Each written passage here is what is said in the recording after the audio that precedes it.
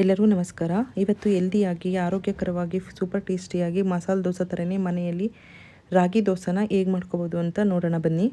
ನಾನಿಲ್ಲಿ 2 ಕಪ್ಪು ರಾಗಿ ತೊಗೊಂಡಿದ್ದೀನಿ. ಇವಾಗ ರಾಗಿನ ನೀಟಾಗಿ 2ರಿಂದ 3 ಸಲ ತೊಳ್ಕೊಬೇಕು. ತೊಳ್ಕೊಂಡಾದಮೇಲೆ ಈ ಥರ 3 ಗ್ಲಾಸಷ್ಟು ನೀರು ಹಾಕ್ಕೊಂಡು ಇಟ್ಕೊಂಡಿದ್ದೀನಿ. ಇಲ್ಲಿ ಒಂದು ಬೌಲ್ಗೆ 1/4 ಕಪ್ಪು ಉದ್ದಿನಬೇಳೆ, 2 ಸ್ಪೂನು ಸಾಬುದಾನ, 1 ಸ್ಪೂನು ಕಡಲೆಬೇಳೆ, ಅರ್ಧ ಸ್ಪೂನು ಮೆಂತ್ಯ ಮತ್ತು 1 ಗ್ಲಾಸಷ್ಟು ನೀರು ಹಾಕ್ಕೊಂಡಿದ್ದೀನಿ. ಇಲ್ಲಿ ಇವಾಗ 1/4 ಕಪ್ಪಷ್ಟು ಗಟ್ಟಿ ಅವಲಕ್ಕಿ ಹಾಕ್ಕೊಂಡು ಇದನ್ನು 8 ಗಂಟೆಗಳ ಕಾಲ ನೆನೆಯೋದಕ್ಕೆ ಬಿಡಬೇಕು. ಇವಾಗ 8 ಗಂಟೆ ಆದಮೇಲೆ ಈ ಥರ ನೀಟಾಗಿ ನೆಂದಿದೆ. ಇವಾಗ ಇದನ್ನು ನೀರನ್ನ ಸೋಸ್ಕೋಬೇಕು.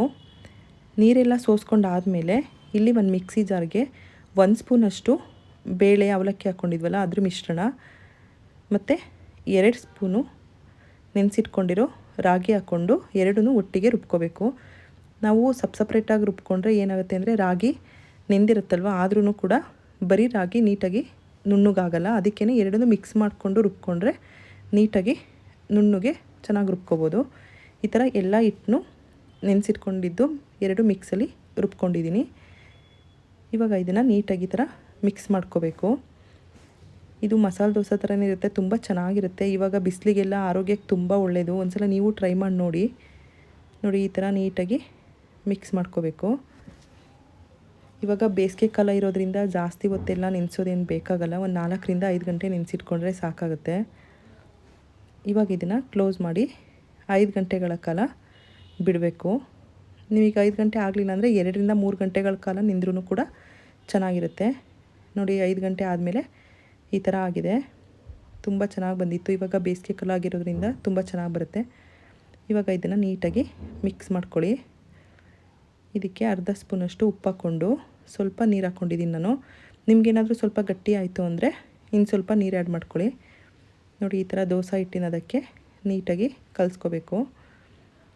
ಇವಾಗ ಇದನ್ನು ದೋಸೆ ಮಾಡ್ಕೊಳ್ಳೋಣ.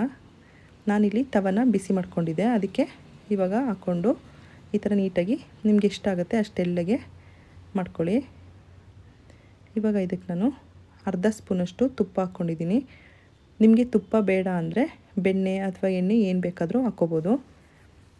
ಇವಾಗ ಈ ಥರ ಹಾಕ್ಕೊಂಡಾದಮೇಲೆ ಸ್ವಲ್ಪ ಗೋಲ್ಡನ್ ಬ್ರೌನ್ ಆಗಿ ಅದು ಕ್ರಿಸ್ಪಿ ಆಗುತ್ತೆ, ಅಲ್ಲಿವರೆಗೂ ಬೇಯಿಸ್ಕೊಂಡು ಈ ಥರ ತಕ್ಕೊಂಡ್ರೆ ಸೂಪರ್ ಟೇಸ್ಟಿಯಾಗಿ ದೋಸೆ ರೆಡಿಯಾಗಿದೆ. ಇವಾಗ ಕಾಯಿ ಚಟ್ನಿ ಮಾಡ್ಕೊಳ್ಳೋಣ. 1 ಕಪ್ಪು ತೆಂಗಿನಕಾಯಿ, 6 ಇಕ್ಳು ಬೆಳ್ಳುಳ್ಳಿ, 2 ಸ್ಪೂನ್ ಕಡಲೆ, ಸ್ವಲ್ಪ ಕೊತ್ತಂಬರಿ, 2 ಹಸಿರುಮೆಣಸಿನ್ಕಾಯಿ, ಅರ್ಧ ಸ್ಪೂನ್ ಜೀರಿಗೆ, ಅರ್ಧ ಸ್ಪೂನ್ ಉಪ್ಪು ಮತ್ತು ಸ್ವಲ್ಪ ನೀರು ಹಾಕ್ಕೊಂಡು ಇದನ್ನು ನುಣ್ಣಗೆ ರುಬ್ಕೊಂಡ್ರೆ ಸೂಪರ್ ಟೇಸ್ಟಿಯಾಗಿ ದೋಸೆ ಜೊತೆ ಕಾಯಿ ಚಟ್ನಿ ರೆಡಿಯಾಗಿದೆ. ನಿಮಗೂ ಈ ವಿಡಿಯೋ ಇಷ್ಟ ಆಯಿತು ಅಂದರೆ ಪ್ಲೀಸ್ ನಮ್ಮ ಚಾನಲ್ನ ಲೈಕ್ ಮಾಡಿ, ಸಬ್ಸ್ಕ್ರೈಬ್ ಮಾಡಿ. Thank you.